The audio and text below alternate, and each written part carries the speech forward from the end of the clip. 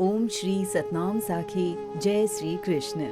परम श्रद्धेय सद्गुरु स्वामी शांति प्रकाश जी महाराज के सत्संग प्रवचनों का संक्षिप्त संकलन।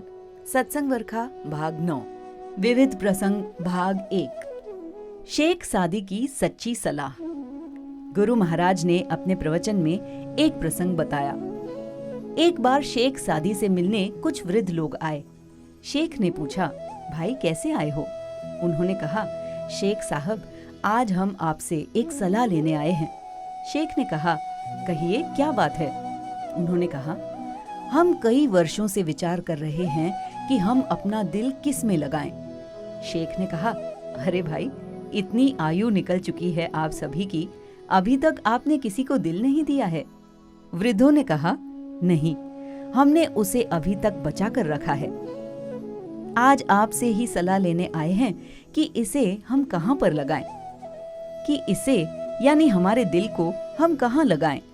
शेख साहब ने कहा, शाबाश, आपको आफरीन है, आपकी बुद्धिमता को धन्यवाद है जो आप इस दिल को दुनिया के किसी पदार्थ में नहीं फंसाकर आज मेरे से उसे सही रास्ते पर लगाने के हेतु सलाह लेने आए हैं।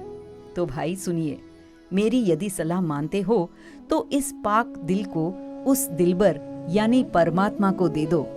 इस दिल को परमात्मा के नाम स्मरण में लगा दो। अपने दिल में सिर्फ उन्हें जगा दो।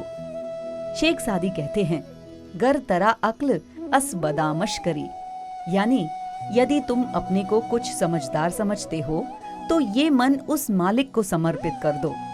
वे ही इस लायक हैं, संसार इसके लायक नहीं है, क्योंकि ये संसार खुद ही एक जगह नहीं टिकता। जो खुद ही अस्थिर है उस पर क्या एतबार। ये आज है तो कल नहीं। जो स्वयं ही कायम नहीं है वो तुम्हारे दिल को क्या कायम रख पाएगा। परमात्मा अखंड हैं, अमर हैं, एक हैं, अजर हैं। यदि उसे ये दिल दे दिया तो हम भी अखंड, एक रस, अजर, अमर हो जाएंगे। अतएव ये दिल उस दिलबर को दे दो। विविध प्रसंग भाग 2, बेफिक्री का भोजन। गुरु महाराज ने अपने प्रवचन में ये प्रसंग कहा।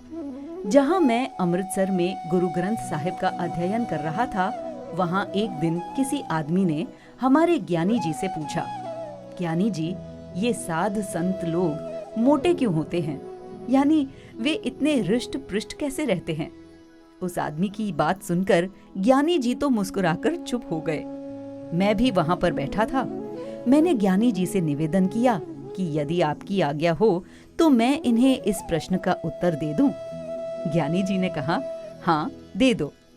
तब मैंने उस सज्जन से कहा कि भाई, साध लोग इसलिए रुष्ट पुष्ट रहते हैं क्योंकि इन्हें कोई चिंता नहीं रहती और ये बेफिक्री का भोजन किया करते हैं, इसलिए ये सदैव रुष्ट पुष्ट व तंदुरुस्त रहते हैं। यही इनके शारीरिक स्वास्थ्य का रहस्य है। यदि आप भी तंदुरुस्त व रुष्ट पुष्ट रहना चाहते हो तो आप भी चिंता करना छोड़ दो। देखो भाई, संत लोग खाते भी दाल चावल और सादी रोटी हैं तो भी आनंद में ही रहते हैं।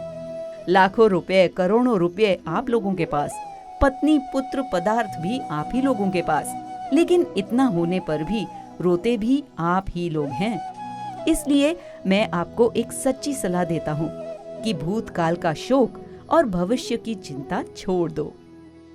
बोलिए सतगुरुदेव भगवान की जय।